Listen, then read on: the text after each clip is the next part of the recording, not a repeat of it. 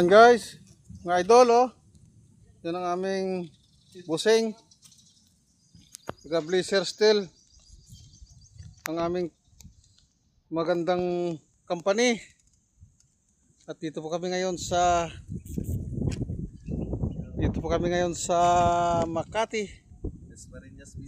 Dasmariñas Village ito guys. Yung dati niya bubong stone coated.